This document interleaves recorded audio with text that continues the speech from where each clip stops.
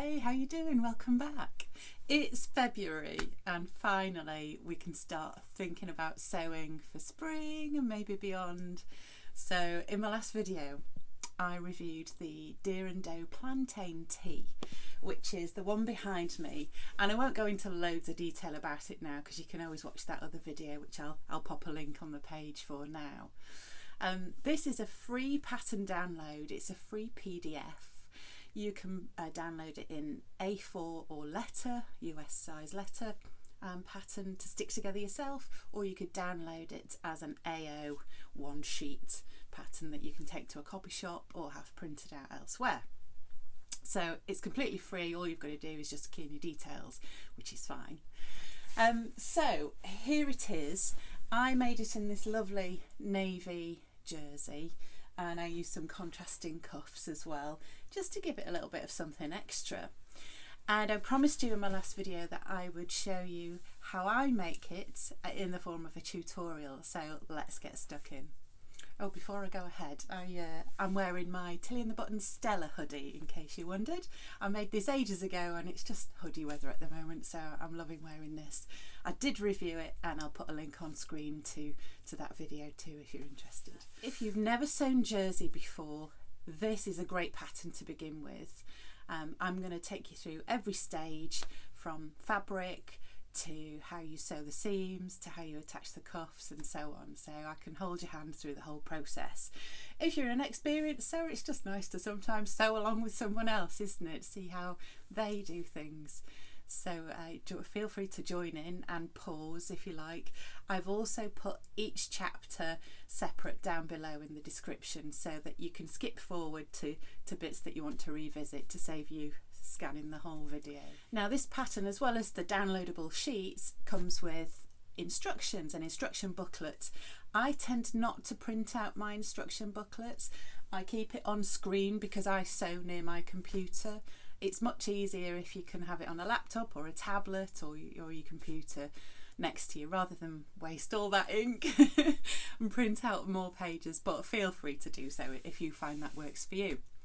Now on the instructions, it teaches you how to measure yourself, and it also gives you the finished garment measurements as well. Okay, the pattern suggests that you need a lightweight jersey with 40 to 50% stretch, and that's to make sure it's comfortable and it's not going to be too restrictive. So they listed different types of jerseys, so you can have cotton jersey or cotton with lycra, or a rayon or viscose jersey. Each jersey will behave slightly differently, and I'll take you through some fabrics that you can use. I've had this for a while. Ages and ages ago I signed up to Sew Over It's Intro to Sewing Jersey Knit Fabrics.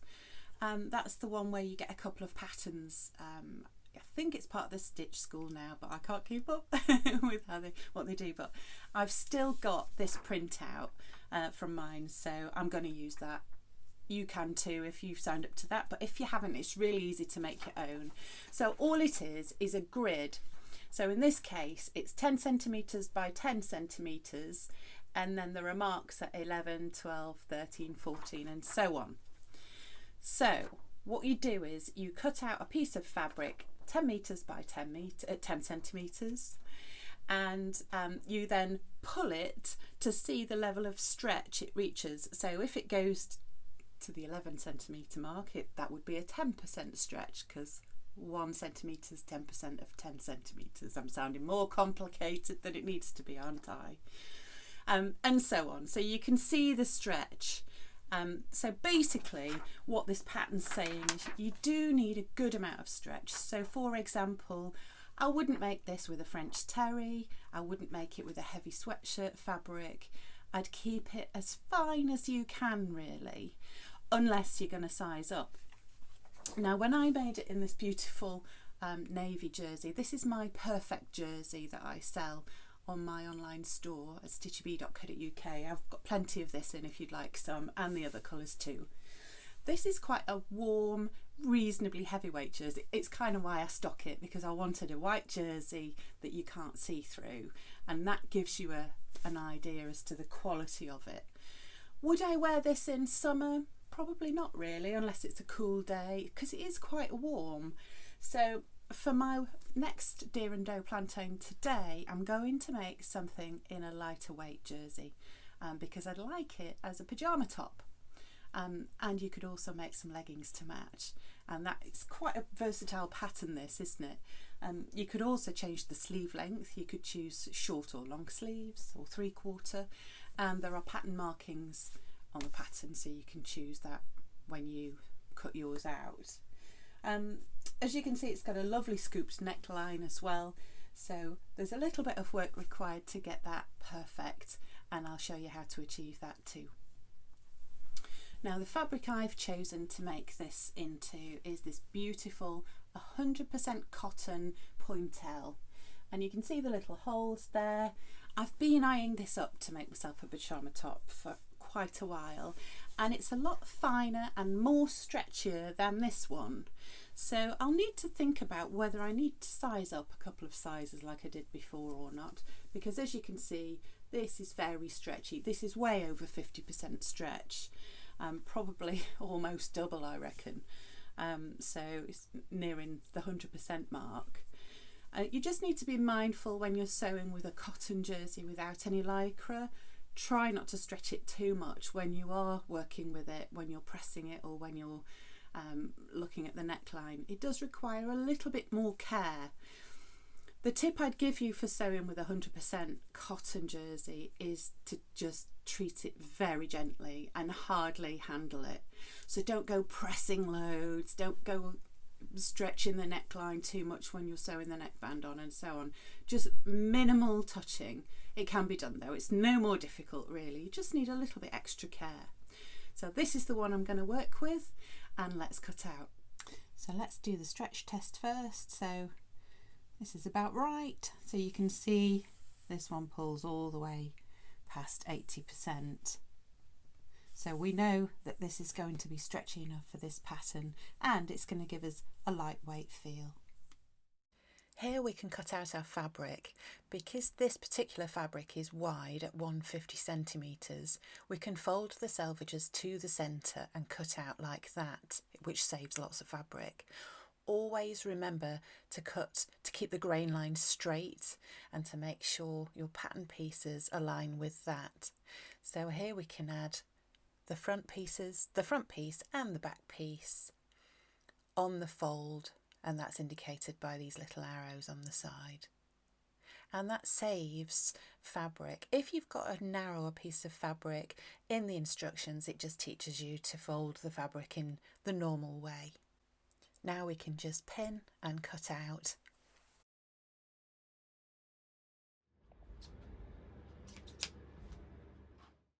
Don't forget to cut out the notches indicated on the pattern.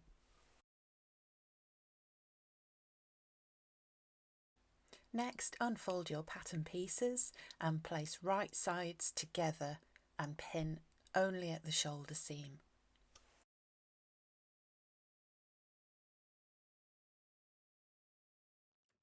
This part's really important. You need to test the stitch you're going to use on a scrap piece of fabric. You should really use a stretch stitch or a zigzag when sewing jersey. My machine doesn't like working with this fabric in a stretch or zigzag, so I've chosen to sew a simple straight stitch here. It's not recommended, but I'm really gentle with the way I handle my tops when I put them on, so I know they're not going to split. So with your chosen stitch, sew the shoulder seams together. In the actual instructions, it says you should reinforce them with stretch elastic, but I skipped this stage. It's up to you if you follow that step. Next, cut out the neckband piece and pin on the short edges right sides together and stitch these closed.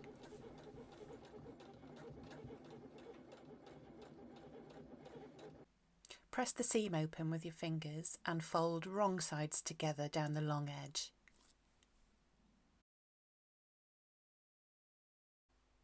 Here we're going to pin the neckband to the neckline with right sides together. I placed the seam at the centre back, and then you can match the notches to the shoulder seams and centre front. Now I didn't actually put notches on my one, I just prefer to quarter it. So if you work out where the halfway point is on the neckband, match that to the halfway point at the front of the top as shown here, and then you can kind of work out where the halfway point is between the other two sides. I'm kind of faff with this because it is a bit fiddly. It looks more faffy than it is really, but just take your time. I'm trying not to stretch the fabric here as well, to make sure that it's going to have a neat finish. Now I haven't spoken much about the correct length of the neckbands. I found the neckband that comes with this pattern could do with being a little bit longer for the heavier fabrics. So the way to work it out is your neckband should be about 75% of your actual neck space. Once you've pinned the neckband all the way around, now's the time to check that it's distributed evenly. It should be stretched to fit the neck hole, and there shouldn't be any bunched up bits or really loose bits. Make sure it's even. Start to sew using the correct seam allowance, which in this case is 1.5 centimetres. When you've finished sewing, check that the neckband looks even and make sure it's the same width all the way around. Now's the time for a gentle press with the iron. Be very careful at this stage, just go lightly. You could overlock the finish here, but I chose not to because I don't think it'll fray. Next, we're stitching around the neckband to secure the band to the main fabric bodice. Play around with the different stitches. I've chosen to small zigzag. It seems to work better on the thicker layers of fabric, so I went for that option. But do test it first, make sure you're happy. I started at the back seam. When you've finished, give the neck a light press and it should look like this. On to the sleeve. Decide if you want short, 3/4 length or a full length sleeve. And there's an adjustment line here where you can shorten or lengthen to suit your arms. This pattern comes with an optional elbow patch piece, which would add a really great pop of colour. I'm picturing a kind of Brett on top with maybe little red accents like the elbow. That would work really well. I chose not to add that this time because I'm making a pyjama top. When cutting out the sleeve, make sure it's on the grain line with the fabric, so that should be parallel to the selvage. Next, we're going to pin on the sleeve. This sleeve is sewn in on the flat, so open up the bodice and match right sides to right sides, with the centre of the sleeve matching the shoulder seam. It's a little bit awkward because you're matching a curve going one way with a curve going the other, so it feels a little bit counterintuitive, but you just need a little bit of patience to make it fit, and lots of pins. So match the notches, then the side edges, and then add lots more pins and distribute the fullness. There's not really much fullness. I think it does fit fairly accurately, but with any jersey fabric, sometimes you need to make sure it's not bunching up. Once you've added all the pins, it should look something like this. I know it's a bit Hellraiser-ish, but it's the best way to get a smooth finish. Start to sew the sleeve and go really carefully, taking out the pins as you go. It's a good idea to check underneath the fabric to make sure you haven't got any wrinkles or make sure the fabric's not bunching up so that you get a nice smooth sleeve. There shouldn't be any fullness here, it should fit well. Take your time and sew your way to the end, maintaining the 1.5 centimetre seam allowance.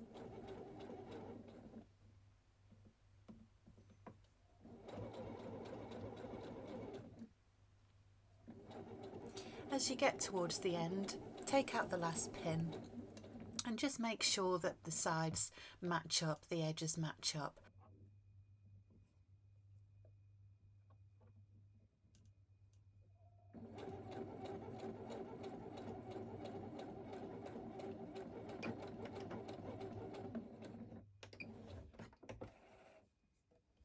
When you've finished sewing, double check your work and make sure that it sits nice and neatly and smooth. Now's the time you could finish off the edges with an overlocker if you wanted to. I haven't. When you've sewn both sleeves, turn the top inside out and we're going to pin and stitch all the way down the arm, down the bodice, and make sure that the underarm seam matches up. Sew this seam all in one go, straight down the arm, then the bodice. Once it's finished, double check that the seams match up underneath the arm. Yep. And now we're ready to do the hems. The sleeves and the hem in this pattern are simply finished by turning under and stitching, but I'm going to make some cuffs for mine. Measure the end of the sleeve, in this case it's 12 centimetres, then add a seam allowance. So here I have a piece of fabric that is 13.5 centimetres wide, but it's on the fold. I've measured it 10 centimetres deep and it's going to be folded in half in the long ways, so it will give me a 5 centimetre cuff. Pin the wrong sides together and stitch. When you've finished sewing, just press open the seam with your fingers, no need to press, and then you're going to fold wrong sides together to form the cuff. It's a little bit fiddly for me here because I'm trying to film it whilst doing the actual work, but you get the idea, and then you get a little cuff, and you can use this technique in any top. To attach the cuff, we need the top right side out, and we need to make sure that the seams match up. So just open up the end of the sleeve, pop over the cuff onto the sleeve, and then press open the seam allowance of the top, and then just match up the seams. This is so when the cuff rolls up, it will be perfectly matched. Pin this in place and gradually work all your way around until it's all secure. As we've got 3 layers of fabric here, it's worth checking that you do catch all 3 layers as you pin around.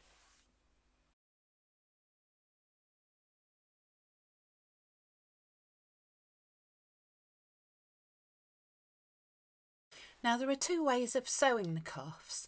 If your sewing machine's got a removable table like this, giving you a little sleeve area, you can simply pop on the sleeve end if your fabric suits this. It may not be stretchy enough, it depends, but just have a try. Or you could sew it a different way. So if you're working on a flatbed machine without a removable table, you can sew it from inside with a little bit of care.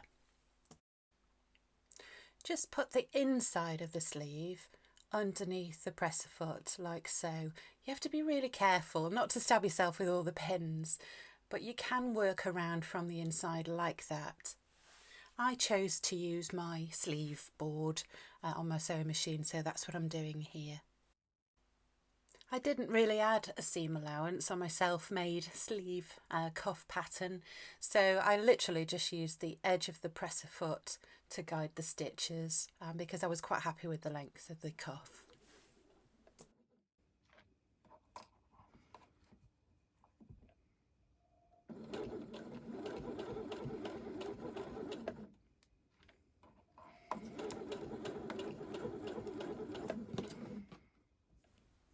When you've finished, check that the seams match up nicely and it's all neat, and that looks great. And do the same for the other side. Final stage now, and onto the hem. We're going to test the stitches on this fabric before we begin, because this is a very stretchy fabric and it's important to test your sewing on the cross grain as well, because that's where the most stretch is. So don't take a scrap piece of fabric and test on the actual grain itself, because it'll be much easier. So this is a scrap piece of fabric that's made to represent the bottom of the top. Now I'm going to try a straight stitch here because I just feel that it's probably not going to work, but I'm going to test it because it worked on the seams, but I think I might get a bit of a wavy hem here. My machine has a built-in walking foot, as you can see, that little foot at the back. It's called the IDT system on a faff. I don't think you must have a walking foot to make this top, but it would help on the stretchier fabrics. So let's have a look at this one and see if this is going to be any good. Now you can see already it's going to start being a bit lettucey, so that's not the one. Next I'm sewing the zigzag stitch here. Zigzag is always recommended when sewing jersey fabric, but for whatever reason it doesn't seem to like this machine and this fabric combination. But let's see, because we've got a few layers, haven't we, to go through, and that does stabilise things a bit, but let's just double check, see how it turns out.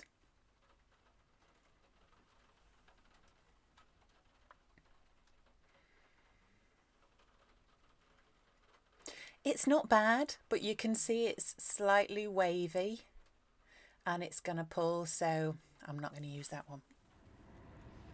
Finally, I'm just going to go with a straight stitch, but I'm going to increase the stitch length. This probably goes against all the holy grails of sewing jersey, but for me, I think it was okay. A longer stitch length means less stretch actually, so it does mean you have to be super careful putting this on over your head because you could risk busting the stitches. But I quite like this finish, apart from my wonky sewing. Obviously I wasn't trying too hard there. Okay, on with the real deal. Now, to create the hem, I worked out that a smaller hem would be more robust underneath the presser foot, therefore creating less stretch. So what I'm doing here is literally turning over the hem twice. I'm not measuring, I know. I often do this because it's just a knack really. If you can measure, then do so. But sometimes it's just easier going by eye. I'm working a little bit further away from the pins to make sure that the grain is perfectly straight. So you need to make sure that all the knitted lines are running straight down, and then hopefully it won't pull and stretch as you're sewing. Right then, I'm going in. Wish me luck. The best way to tackle this is literally just to take your time and make sure you're happy with it as you go along, because nobody wants to be unpicking a hem that long because it is slightly wider at the hip. It's quite a lot of sewing actually, so just take your time. And there you go, the finished hem. I'm pretty happy with that, to be honest. I think it was the right call. And ta-da! It's finished! Well done if you followed along this far. It took me ages to film these steps and I know I'm late posting, so thank you for bearing with me, but I really enjoyed it. I hope you did too. We'll have a quick look at it. Bear in mind it's my pyjama top, so it's a little bit... So there you go. And the cuffs worked out nice and the hem's nice. So yeah, I'm really pleased with that. So I'll pop it on the mannequin and I'll show you some close-ups so you can see it a bit better. So here we go. I love the neckline. It's a really wide neck actually. So you may want to size down on the stretchier fabric. It's entirely up to you, but I quite like it. So I'm really happy with that. It also skims across the hip. It's quite a wide hip finished measurement, so I was happy with that. And the hem looks great.